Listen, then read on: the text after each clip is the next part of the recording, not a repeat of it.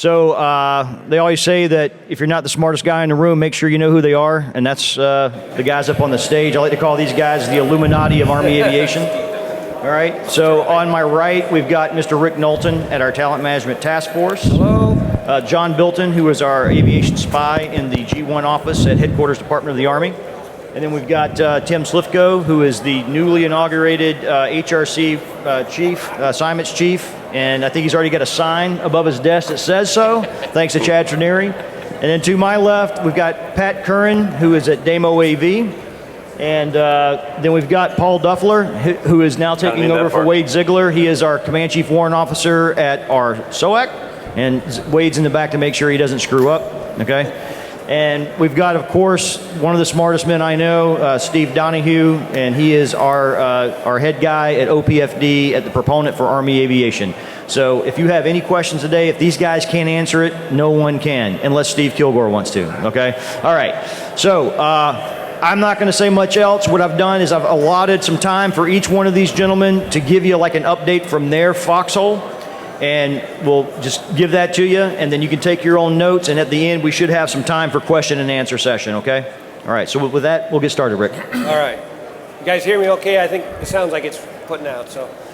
Hey, so first of all, Mike, thanks for the invite. Thanks for allowing me to come down. I don't get to spend the time with the aviation branch like I would wish I could.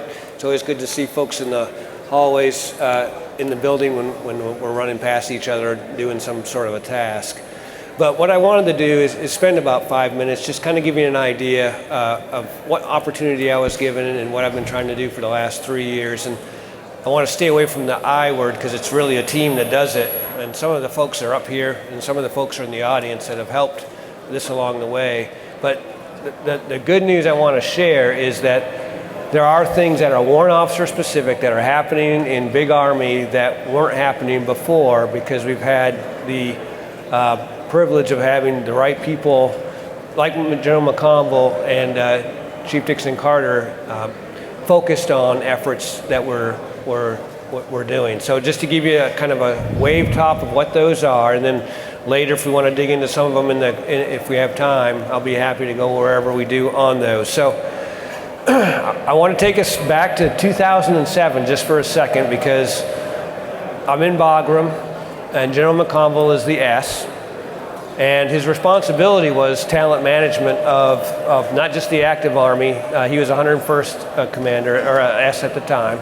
But he was responsible for what the Guard and Reserve folks were doing as well. And he had an Excel spreadsheet that he kept with him, and it had all the other jobs and all the additional duties that his team of officers, warrant officers, and enlisted did. So if he had a project of putting a bridge somewhere or standing up a school or doing whatever these things were that was outside of the Army's MOS specific areas, he was looking at this Excel spreadsheet to try to find that talent. And it was amazing to see because I remember him saying, if we just had some system that recognized not just what you do on your ORB, but all those other capabilities that you have, he just wished that there was such a thing. And as you all know, over time, beyond being the 101st commander, he did become the G1, the vice, and the chief, and so he's been able to not only envision a system that can capture that kind of capability, but actually get it on the ground and running. So it's just an amazing thing to be able to see, and it really, anytime I kind of wonder what direction we're trying to go into in talent management or the flexibility of talent management or the granular level of KSBs, I remember what he visioned from the very beginning of that is, and that's just to be able to fully capture what talent is inside of the Army, and it just comes all the way to the be all you can be of today, right? I mean, he's intentionally gone to that message again, and I completely understand that he is wanting to capitalize on the capabilities that we all have as not just a team, but as individuals as well. So with that, some points of what we've done in the last few years. When he identified, basically in 2019, that there wasn't a warrant officer that was focused on talent management. And so my predecessor, Doug England, was asked to kind of cover that down until they could identify someone who could do it full time. I ended up being selected for that position. And so in 2020, the very first thing we went after was, what can we do in talent management that we missed out on, that the officers missed out on? And so some of those things that we identified, unfortunately, other services didn't have any interest in doing. And an example of that was direct commission. And so although there are other things that we had an interest in going after, we had to figure out from a legislative level, where are we going to gain enough traction to bring a policy from idea all the way across? And so literally back in 2020, merit-based promotions and opting out were the two legislative changes that we at least got the other services on board with to go after. And as you heard Chief Dixon Carter saying, and this is just giving you an example of how long the process can take, 2 to 3 years, we did get merit-based promotions in this last promotion board that was completed today. If just to kind of give you a little bit more than what she talked about on that specific topic, I will tell you that how that's going to work, and to use the majors as an example, because we used their model and applied it here, is that I'll say 20 plus or minus 5%, somewhere in that neighborhood. 20% plus or minus 5 is usually, so it could be 15, could be 17, could be 23, whatever. But you take a look at that top couple of months worth of promotions, top tier promotions, and if you identify those as merit-based, then those first 2 months of the year will be merit-based promotions. Could be a below the zone guy, might not be. It's all how he competes with the rest of the stack. But those first 2 months will be merit-based promotions, and then back in line with the rest. Why did we not go from A to Z? Because we'll have that capability, but we're not trying to send the message that this is the bottom guy on the list, right? You show up and you get promoted in August, September. We don't want that to be assumed to be because you are at the bottom of an OML. So that's why we're sticking with just the top tier level, and it's a reward for those that obviously were at that top level. I will tie that with one of the things that we're looking at doing is competitive category expansion. And for aviation branch specific, the aviators, we're actually an example of how other branches could potentially do that. And so we do want to look at affording the other branches the ability to manage their warrant officers from a promotion perspective that in a way that we don't now. And so an example I want to give of that is aviation branch was the first to go to a reset of the W1 rank, right? And there's been mixed opinions and feelings about that, but one of the core things that General McConville wanted to do was he wanted to provide flexibility in talent management. He wanted to get away from industrial age style of time and grade promotions and get after conditions-based promotions. So, an example of a next step to that could be, hey, so you don't pin W1 until that clock doesn't start until you graduate flight school, done. The next thing could be, and you pin W2 when you become a PC. You pin W3 when you become a tracked aviator, as an example of how that could be a flexible, conditions-based way of moving forward. So just something to think about. Not doing it, not saying we're there, but something to consider as a way of, rewarding and paying based on the performance and the tasks that you're doing. I know I don't have a lot of time, so I'm going to kind of just dial it back here to a couple things that are present.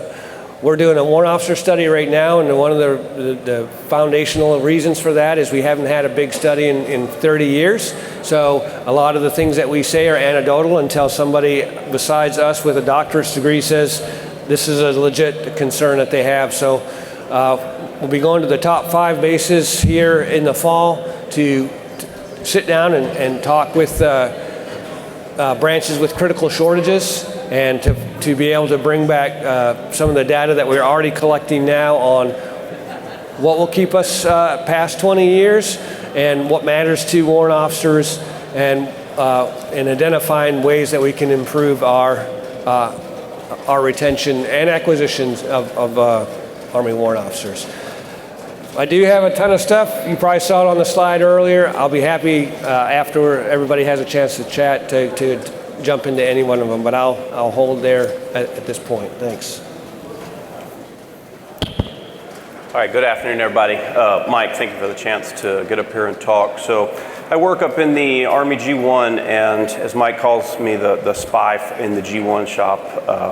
Really, I like to think of myself more as a bear poker. So I run around the building and poke offices and say, hey, you need to do this, you need to do that. So, and it just provides the branch someone that is their mission, is to keep things from stalling.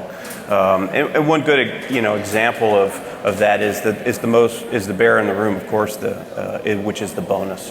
So the aviation bonus has been signed, right? It is coming. Pat can talk. He'll release the message, right? But it was a considerable effort to get it across the finish line, and that's not to dissuade anybody. But what I'm asking the group is talk to your folks and let them know that it's coming. And if they're interested, they need to go for it. They need to go for it quickly, because it won't last long. We have a better amount of money this year than we did last year. But most importantly, if the money runs up, tell them to still apply, because that stockpile of applications in the queue is how we do spend other people's money, because we in aviation are very good at spending money. So. Last year we got a chunk of money at the end of the FY, and we spent it in the course of less than an hour. We had that money spent. And we're well known for that in the building, of spending money. But the second piece is it shows demand signal, and that's what I need when me and Steve Donahue go and fight for the next bonus, is we need that demand signal. So don't let the rumors dissuade somebody from putting in an application for a bonus packet. If they hear that it's gone and they get frustrated and they throw their hands up and say, I'm not even going to try, we need that demand signal to fight for the next one. Things that are coming up in the G1 realm, we're going to be working on the DAPAM that governs the selection of aviation warrant officers. That's up for review. So if you have grievances in that publication, that's DAPAM 611-21. If you have grievances, get them up to me. Send them up in the Army format, because we're going to be working that one. And there's a couple things we're already going to fix. Flight physicals, some of the limiting factors about flight physicals.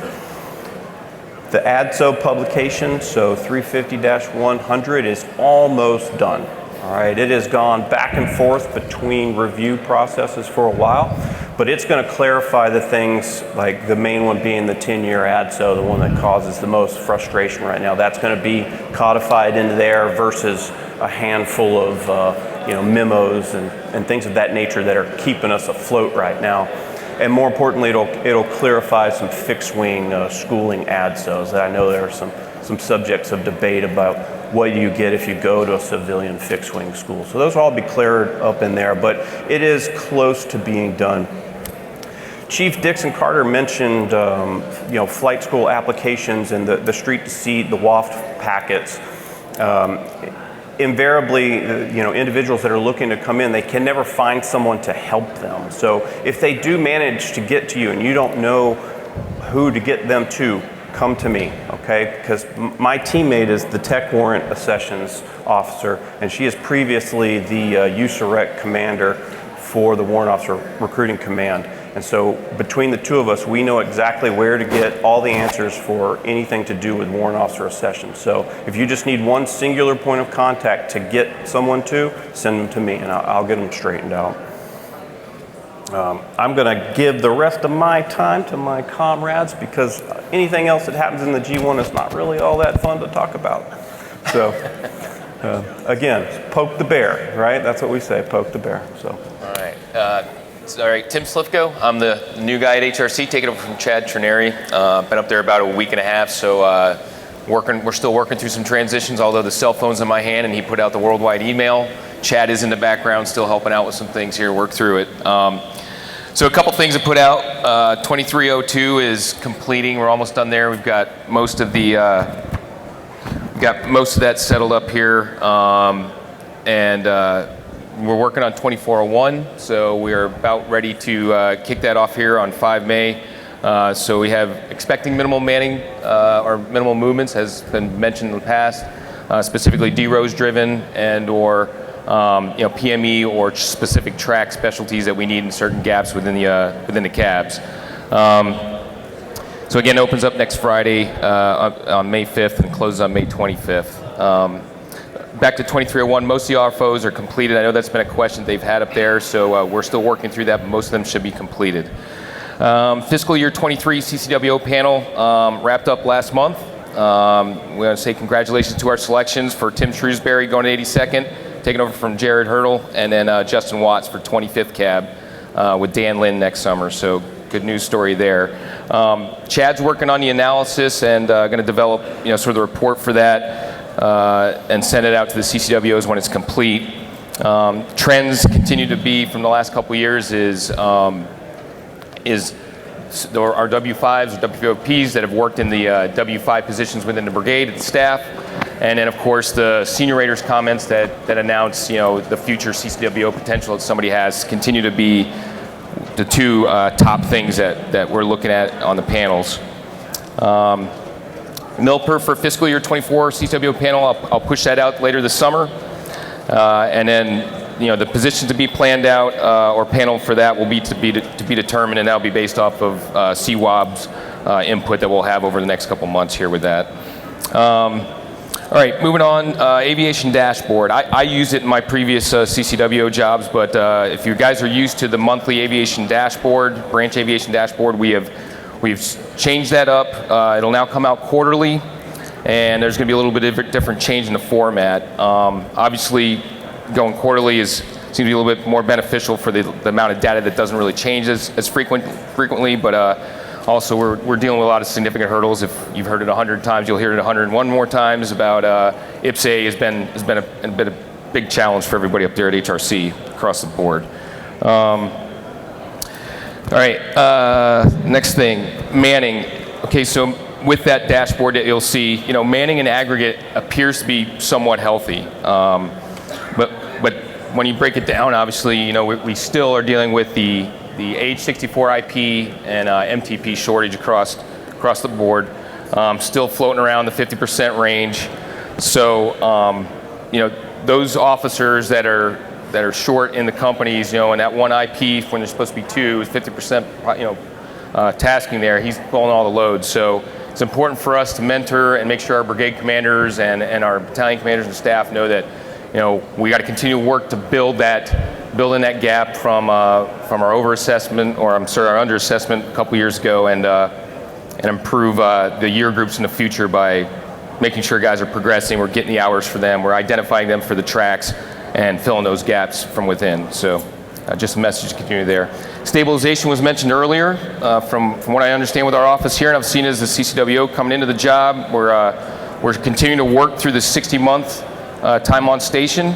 I think most of our desk managers have communicated that with each of their populations when it's been requested for YMAV extensions and working that out to at least 60 months. The concept is really the first term assignments out of flight school, allow that time for them to get set up, get their progression done, get their hours, get tracked, come back and maybe be an asset for TDY in return for some utilization. However, we are still open to that for OCONUS assignments. We are also open to that for foreign service tour extensions or some of the more senior guys. I just say that with that said, the caveat is it depends, right? It just sort of depends on where you are in that part of your career. Whether stabilizing for a lot longer is going to be useful for both the unit and or the officer. Retirement separations. I think Chad told me we're mostly caught up with most of the retirement separations from the disruption we had with IPSA last fall from the brownout. Right now, his timeline is what we're saying here is we're back to about a month. So we're going to continue working on that at the desk and close that gap.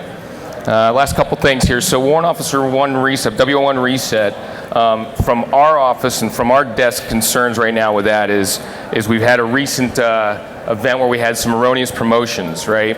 So the bottom line with that is if the officers are briefed that, as they come into flight school, they know when they graduate, they should know all that coming out of USACE, so they should know those expectations for when they're supposed to get promoted.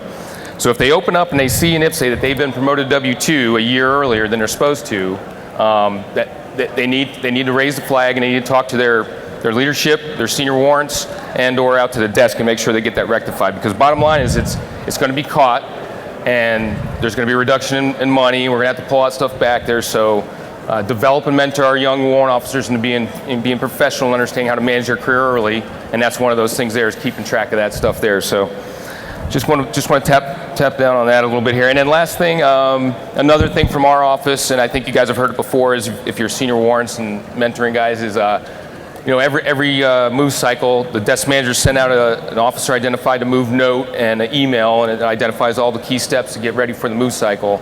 EFMP, a lot of us have EFMP members in our family, so remember that you got to strike early, you got to get on that early, because at least from my experience, the last couple of assignments I've been, the EFMP officers are very slow, they're overwhelmed, and it takes a long time to get that straightened out. The reason why it's important for all of us is that it's important for the officer to make sure he has the care he needs, but the bottom line is it affects secondary and third order effects are our units.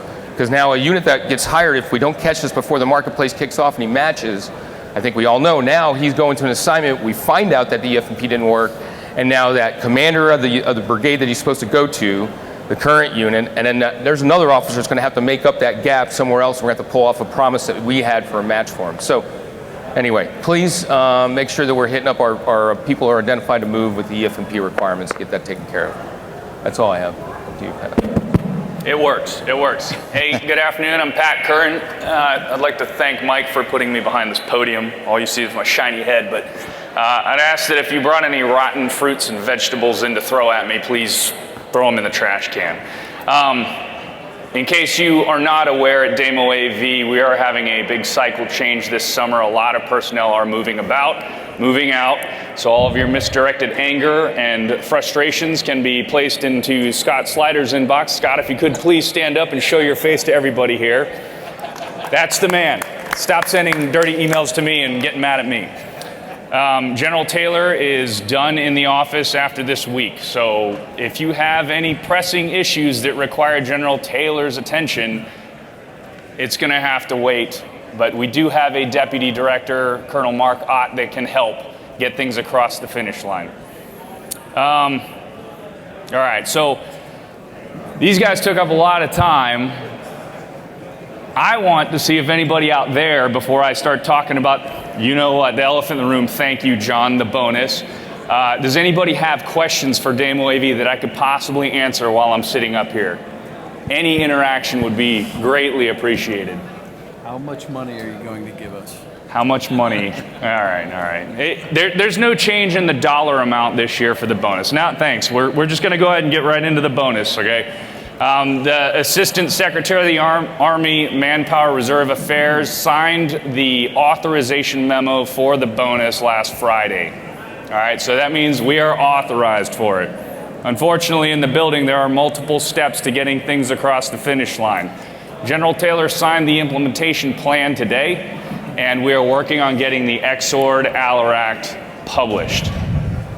Just like anything else in the building, XORDs and ALAR Acts also require legal reviews and principal authority signatures, aka another general. So please don't expect this bonus to come out within the next day or two, but it is on the way. I do understand we're cresting on May now, which leaves us with 5 months to execute a bonus plan for Compo 1 for $25 million. All right? We're asking a lot, so all of you senior warrants out here that have potential individuals in your populations that are eligible for it, just stay on it so we can use that money. Because what happens if we don't use the money? It becomes a problem when we ask for it again next year. So we've got to use that money. I'm pretty confident that we're going to get everybody to use up that money, but what we don't want to happen is to fall short of that goal. Because in that plan, I said we're going to use all the money. So please don't drag my name through the mud either. 95-1. Who was here last year for this panel when we were sitting in a smaller room? All right, yeah, I know. See, I said a bunch of stuff like, hey, 95-1's on its way. Guess what? 95-1's on its way. 350-100, same thing, right? It takes time for regulations and policy to get across the finish line. Don't shoot the messenger. I'm not the one holding it up. If I could have published it yesterday, I would have. There are some significant changes in 95-1 that are going to affect the way we do things on a day-to-day basis, but I can't release that stuff out to the public because, of course, people will take a draft version of a regulation and say, I'm flying off of this thing, and then we're going to run into a lot of problems. All right, so I leave July 14th out of that office. Scott Slider shows up 1 August. So there is going to be a sort of a gap. I'll do my best to assist with any kind of requests that you ask, because I'm basically a glorified Pentagon policy nerd right now. I can help, but again, we'll kind of CC back and forth and assist the best we can between the two of us. Unless anybody else has additional questions for me, I'm going to hand it over to my special friend here who probably has more words than I do. Assuming his mic Yeah, works. as soon as that thing works. Enhance. Is that working? All right. As a new guy on the panel, I get the privilege of holding the mic instead of the pro mic up. I don't have anything nearly as exciting to say as money, as Pat, or quite the talent management stuff that the rest of the panel members have. So, really, I'm going to make more of a shameless recruiting pitch. The regiment, our SOAC, of course, challenged the fight for talent, just like overall Army Aviation does. Our recruiting team comes out, sees all the cabs, visits, trying to get our hands on the best of the talent that Army Aviation has to offer. And we see a couple of things that come out of that. One of the biggest comments that comes up is, I've already got guys pointing in the back about it. We get a lot of the junior aviators that say, hey, I just don't feel ready. I don't have the experience. I don't know enough about it to try out. As our esteemed branch chief made the same note, that a lot of times that just precludes guys from ever putting in an application, ever trying out, that feeling that, hey, I'm just never ready. I would ask our senior guys, encourage those junior aviators to at least put the application in and conduct the assessment. The process is designed to look at the individual as a whole. There is no one make or break characteristic or trait that the assessment team looks at. Actually have the assessment officer in their back we can go talk to afterwards. We are seeing as Army Aviation, again, as a whole, the aviators are just not getting as much experience in the same amount of time as we have after 20 years of combat operations in the CENTCOM AOR. Another thing that we note from that, these junior aviators that come to apply, it is taking more time on the controls to get them up to the task conditions standard that our customers demand as we serve them in the various roles. One of the most exciting initiatives I believe that our SOAC and regiment is putting together to give pilots time back to get them into the cockpit is our future mission planning software initiative. This is a road we've gone down. We have taken a lot of input from the pilots, the planners of these missions. We're trying to use a little bit more of the AI realm, using advanced technologies to put together a new software system, again, that gets guys off of the keyboard as they conduct this detailed mission planning and gives them that time to get them back into the cockpits. It's significant for the primary planners, but I believe even more so for those junior aviators as we instruct them and teach them, hey, we got detailed mission planning to fight against these futuristic threats. That in itself is taking the time from them to get them on the controls in a helicopter, learning the task condition standards. So that, again, that future mission planning software, I think, is one of our greatest initiatives to get guys going. And I know that technology then will reach out also to Army Aviation as a whole to take, term my predecessor coined, I love it, but I'm never as good as using it, taking that cognitive load, or at least some of that, off of the pilots and giving them that time back for other portions of that mission planning elements. I'm not going to talk about the bonus. I will leave it at that, but I will toss that out as a recruiting goal. You know, the regiment, or as an enticement, the regiment does also have a bonus program for its aviators in conjunction with the big Army bonus, and I know Pat hates that because we remain in competition for the best of the best. But again, I would finish this up by asking, as tough as it is for you to ask your rock stars to come apply for the RSOAC Enterprise, please do so. Everything that they bring to the organization, we then give back and do our best to give back to Army Aviation as a whole. In the end, we're all wearing that same name tape that says U.S. Army. It is one team and one fight. So, I will give it over to, you want the mic or you want to use that? With that pending question. Hey, wow, that was a lot, Pat. Hey, good afternoon, everybody. I'm Steve Donahue, an Army aviator and Master Aviator as well. Coming to you from the proponent. It's phenomenal, truly phenomenal to see the amount of experience, knowledge of everybody that's inside the forum right now. Just to go through and start, I know Mr. Lewis, he's going to go through and say this as well, but Ms. Dixon-Carter, thank you for being able to come and address us today. It's the first time that it's happened, and it was truly phenomenal. In addition to that, to be able to go through, we have a lot of phenomenal talent that's either coming in and leaving, and we have some that's retiring.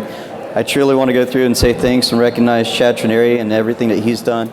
Tim, it's great to be able to go through and see you as well. Mike Lewis, we have him for 2 more months, and he's been a phenomenal soldier leader for our branch. So Mike, thanks for everything that you've gone through and you've done as well. I know we're going to talk more about that later, but again, thank you, seriously. Pat's going on to greater things. A lot of things that we would normally go through and discuss have already gone through and been touched on. To try and keep a theme that's been recognized, we truly don't have enough time for me to share everything that my long-winded self would love to go through and share with you. So on the computer inside the room, there's a 90% finished newsletter that, depending on tonight's festivities, will go through and be pushed out. It's going to be called The Low Approach, and not to go through and try and push it, it'll go out to the CCWO senior warrant officers.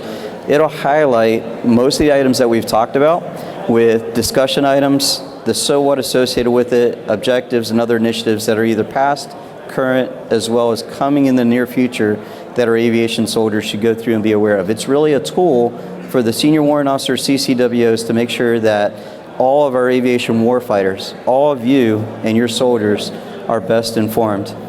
To be able to mention some of the highlights today that have already been talked about, it really goes through and follows a strategy, or we try and follow a strategy of people first.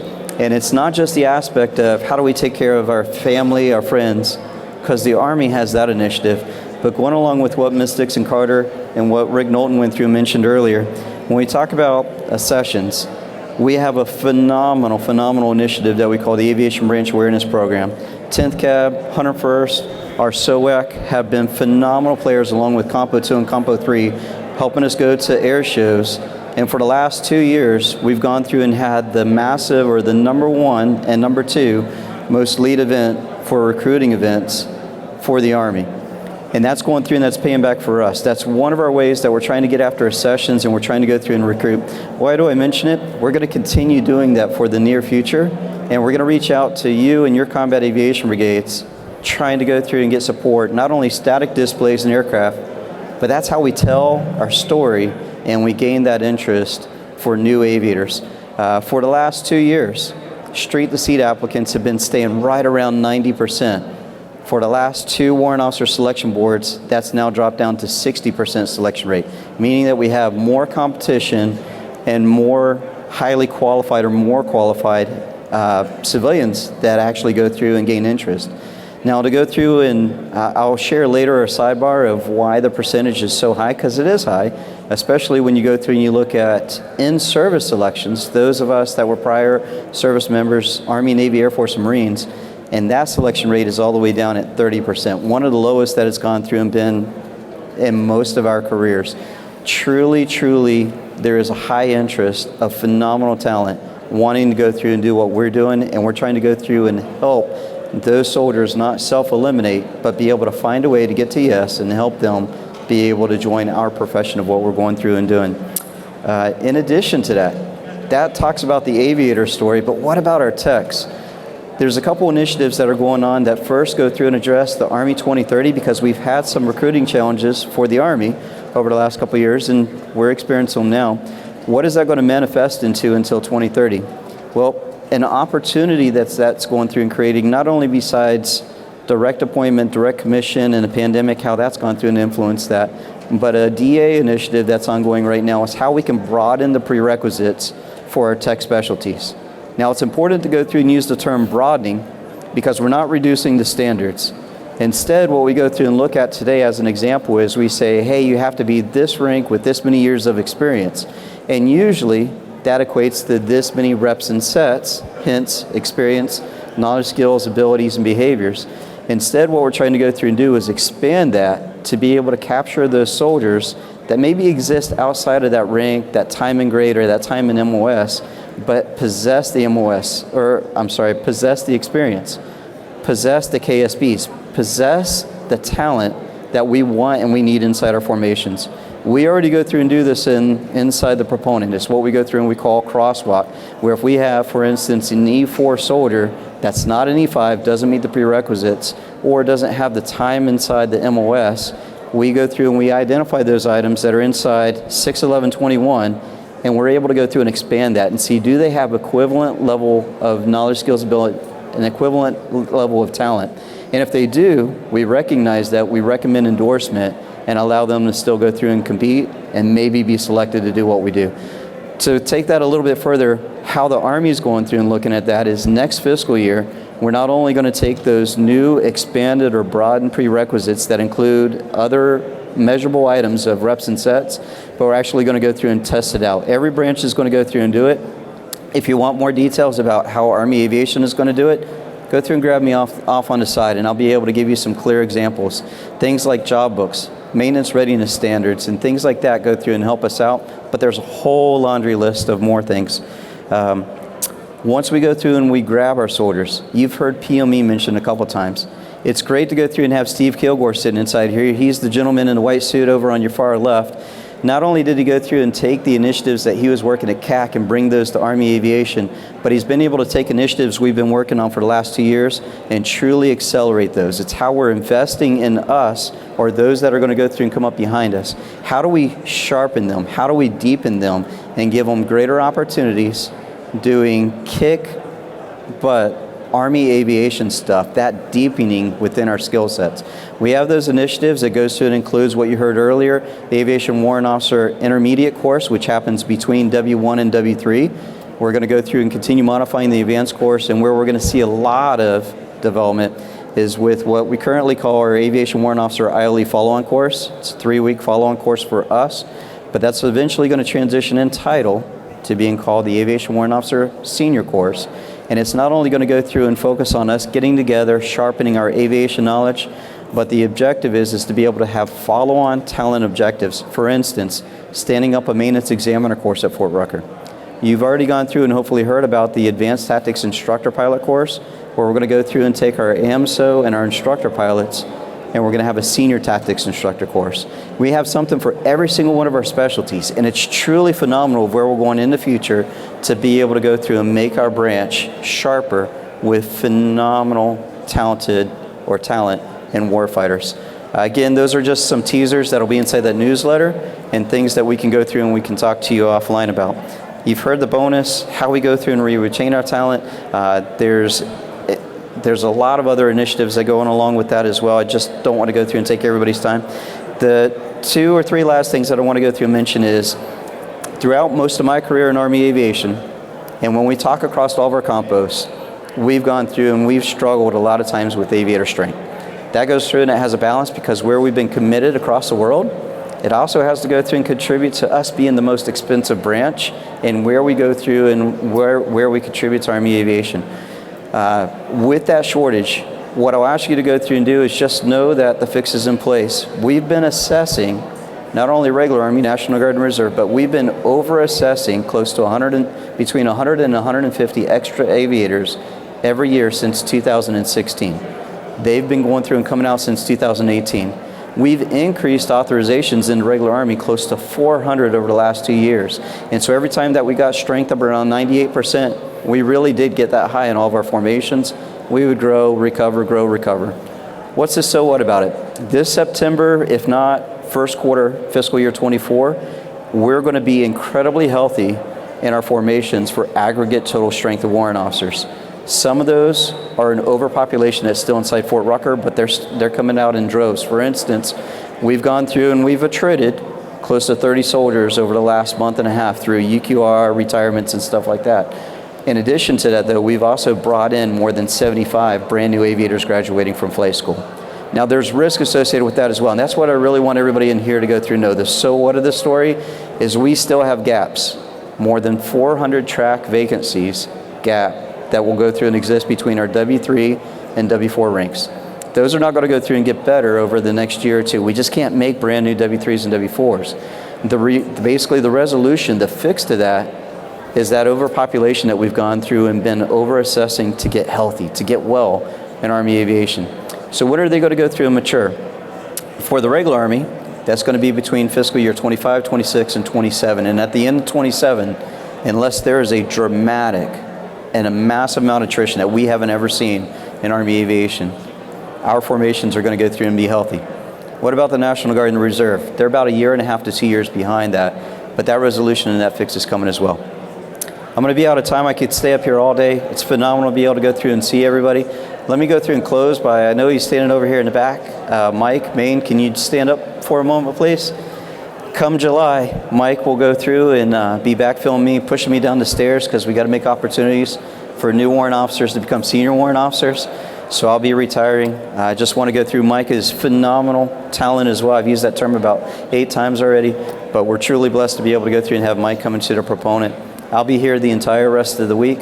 Anything that I can help with, please go through and let me know. Our entire team, all of us up here, want to make sure you and your soldiers are successful in everything that we go through and do. So again, thanks for this opportunity and being able to share just a little bit of information with you. Thanks, Steve. All right, so what we're going to do now is open it up for questions and answers from the floor. We didn't have a whole lot of time last year because we got ran out of the room, but we still have a few minutes, at least until the sergeants major show up and kick us out. Steve Kilgore. You need a microphone? For the last couple of years, we've talked about PCS cycles. Talk about the 60-month cycle. We're still not clear on what 60 months gives us. But have we considered tying PCS cycles to promotions? When we naturally change jobs, when a W-2 becomes a W-3, they change jobs. Should that be the natural scene where we should be looking at promotions? Or are time-based somehow better and I just don't understand them?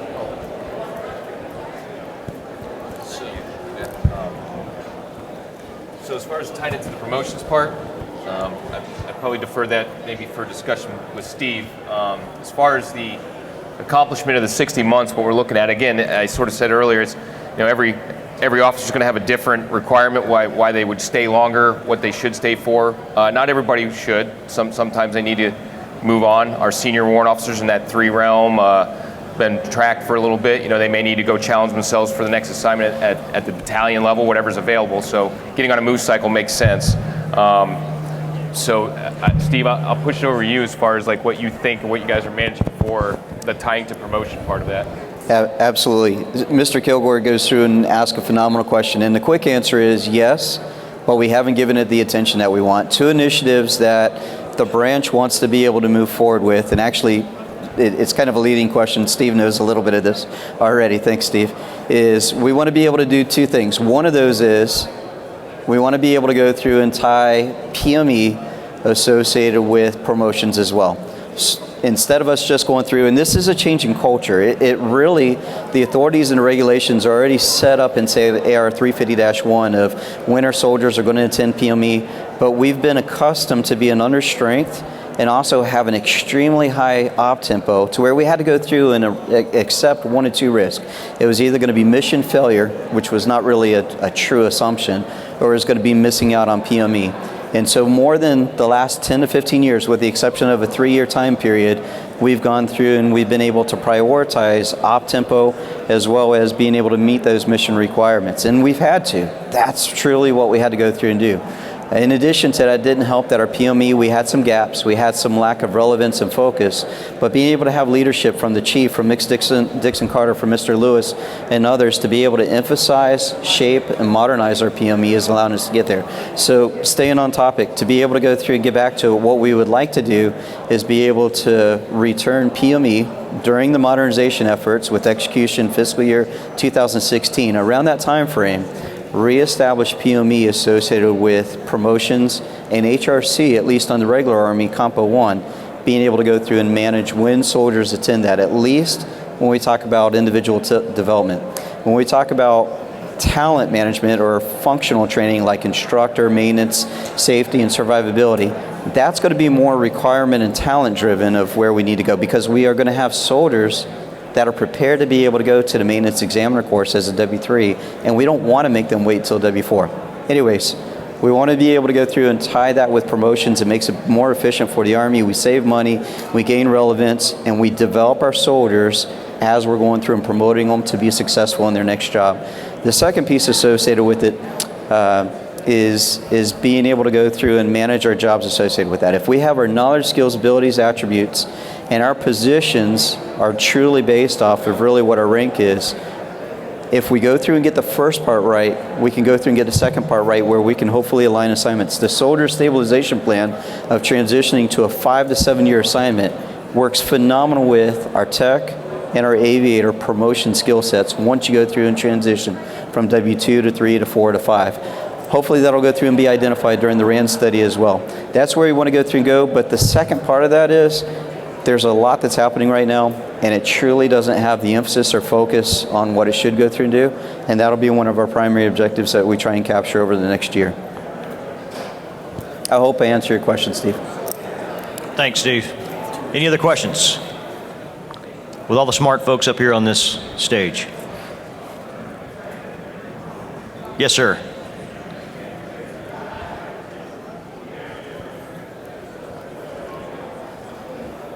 So first off, two things. First one is as we go towards the process of expanding education in all tracks, the one track that seems to be perpetually left behind is safety. Speaking from personal experience, I mean, I went to the safety course in 2009, and that was the end of my track education. So there's a big hole there. I feel like on the civilian counterpart side, there's people that have certificates. So you're looking at ASPs, CSPs, masters in safety. So somebody that is a safety manager for, say, a brigade level equivalent, you're talking master's degree plus with 3 or 4 or 5 certificates behind their name. That's something that on the Army side, even our civilian counterparts in the CP12 course, there's a CP12 equivalency that translates directly over into a CSP. So I feel like there's a big hole there, and I'm wondering what's being done to address that. Yeah, I can address that right away. So Steve Kilgore and I have been talking about this along with some of the other folks up here on the panel. That's been an identified gap for a long time. What you're talking about is a brigade safety officer. The last time he was formally trained is probably when he was a W2, was a company level safety officer. So what we're trying to incorporate and what we're starting to develop is part of the Warrant Officer Senior course at Fort Novacell is call it a Senior Tactical Safety Officers course. We haven't figured out what the name of it's going to be, but it's bringing those safety officers back who are going to be advising at battalion, brigade level, and refreshing them and giving them a new set of skills and more tactically based, just like we're doing with our survivability officers, with our instructors, and with our maintenance folks. We're even looking at another identifier potentially, a Bravo plus, whatever that's going to be. That's something that Steve Donahue's working on right now. But some of the things we're talking about for that safety course would be a CP12 equivalency, a refresher on some of the certificates that have gone stale because you haven't been back for 10 years. The NTSB investigators course, those type of things we're looking at bringing into that level of senior level safety education. But we are looking at that. That was a good answer. All right, anyone else? Hey, Mike, can I add something? Yeah, Steve. So earlier we talked about development, and one of the questions that usually comes up during this panel or during this discussion is, what about UTEs? And I don't really want to dive deep into UTEs, but it is here for us, and it is an enabler for commanders and organizations going into the future. I'm probably going to step on somebody's toes, but one of the cabs, and there's a couple that are going through, and they have phenomenal training programs associated with it. That's the 9th time I used the word phenomenal, by the way. If you're curious and you're trying to figure out a method to be able to get to the next step and start jogging or running, if you're not there already, please go through and talk with James Van Meter.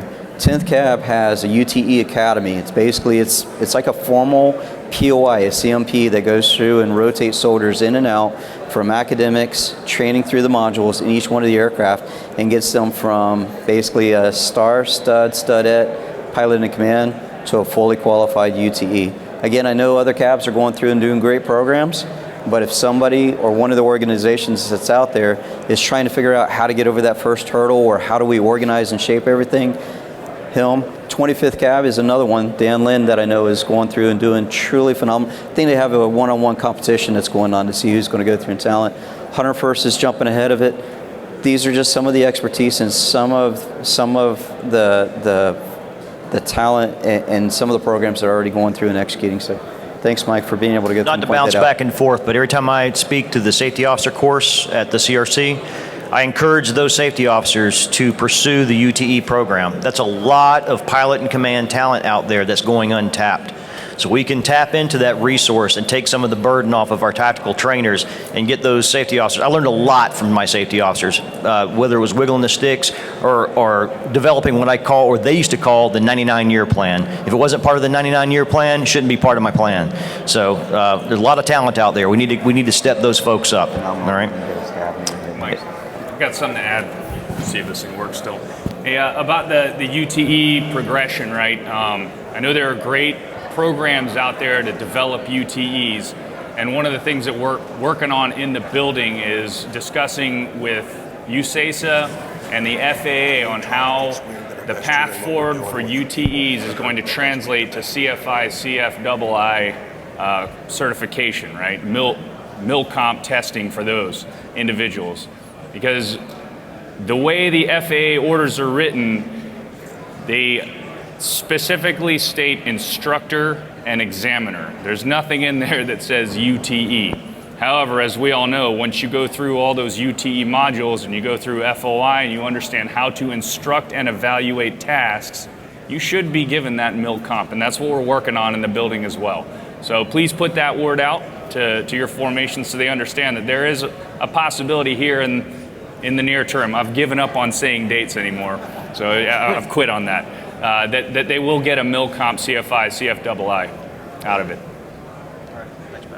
Hey, Mike. All right, we have a few more minutes. Steve. Mr.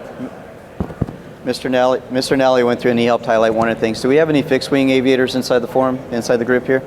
Okay. There's, at least on the Compo 1, it's a different discussion when we transition Compo 2, Compo 3. There's a lot of unknowns, a lot of questions, or they're not really unknowns or questions. We actually do go through and have the answers to what's happening with our fixed-wing divestiture, specifically when we talk about special electronic mission aircraft or our LMI aircraft over the next 2 years. If you're not familiar with it, it's part of our transition or modernization from G2 and INSCOM to be able to go from our prop-driven legacy aircraft that are either very, very old and entering into the end of their shelf life, or aircraft that do not tactically transition into how we conduct LISCO supporting multi-domain operations. So if you haven't gone through and heard about it, over the next 2 years, our LMI-specific prop aircraft are going to go through and be divested. And the question is what do we do with our soldiers? Because G2 of the Army and INSCOM, they own the mission and they own the equipment, but Army Aviation goes through and owns the soldiers. In addition to that, we do have an enduring a long-range plan, and it's going to go through and be solved in what we call Hades. Hades is the fixed-wing electronic aircraft of the future, or LMI aircraft of the future. Hades stands for High Altitude Detection and Exploitation System. In addition to that, we're going to go through and we have to have a bridge between when we divest and when we go through and fill Hades near the late 20s of this decade. Those bridges, there's actually technically 4 programs, all fall under 3 names. They all start with the letter A: Athena, Ares, and Artemis. However, when we go through and we do the transition, the end state, every fixed wing authorization that we have today will go through and end up in the end state. But during the bridging period, there's no less than 100 fixed wing positions that are not going to go through and fly. So how do we retain the talent of our fixed wing aviators when we tell them they're not going to go through and fly or get to do anything that this job consists of for the next 5, 6, or 7 years for some of them? So we have a couple initiatives, and these are all, they're pre-decisional, they're concepts only. So it's important to recognize that they're all, again, they're conceptual, but it goes through and gets after one initiative that Jimmy Kendrick at HRC has been phenomenal looking at, is he's trying to find the strategy that allows us to be able to take some of our LMI aviators and be able to do a partnership with the reserve to be able to fill in specific roles. That comes out to about 20 positions, and helps take care of those soldiers. They continue to develop, mature, so that they can contribute when we transition into Hades. That still goes to and leaves no less than 80 plus soldiers. The second concept or initiative that we're looking at is a potential program that will go through and pull them back into rotary wing, let them go through and have a one-time assignment for 5, 6, or 7 years. At the completion of that time frame, or when they go through and they finish their obligation, if they want to separate, we're going to go through and say thank you for what they've done for Army Aviation. However, we're going to try and retain that talent. If they want to stay in rotary wing, that's great too. We have another backup plan because we're going to continue producing fixed-wing aviators. But the primary plan is let them come into rotary wing, fill in those W2, 3, and 4 gaps. They won't have the experienced rotary wing that our other W3s and 4s do, but they're also not a brand new soldier. They have talent that will be able to go through and contribute. This allows us to invest, continue developing and taking care of them in the branch that they asked to go through and join, being aviators in Army Aviation. And then after 5, 6, or 7 years, Haiti becomes a program of record and they return back. They will be the primary aviators to go back into aviation before we go through and execute another future fixed wing board.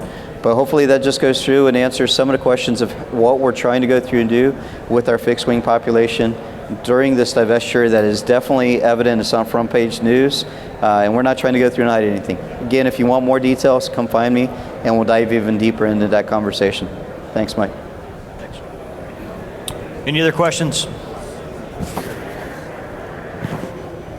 All right, well, I'm starting to feel that urge to stand at parade rest with a number of sergeants major in the back of the room. So we will start to close this out. I want to thank all the panel members here for the job that they do every day, and also for what you guys do every day, the war fighters, the trigger pullers, the dirt eaters. And I do want to say a couple things. The number one thing that I think is the best thing that's happened to the aviation branch in a long time is the Advanced Warfighting Skills course that all your W-2 should be coming to at Fort Novacell, all right? That is a kick-ass course. It's awesome. But the second best thing that's ever happened to the aviation branch is this gentleman right here, Mike Crucero. I'd like you to stand up, sir, to be recognized. So for those of you who don't know, he will be the 10th Command Chief Warrant Officer of the Aviation Branch on June 9th. And if you haven't had a chance to introduce yourself to him, please do so. Mike, thanks for being here today. And Miss Dixon Carter, thank you again for blessing us with your presence and your words and your wisdom. It was awesome. So with that, we're going to go ahead and close out. And again, thank you for joining us today, and have a great rest of the symposium.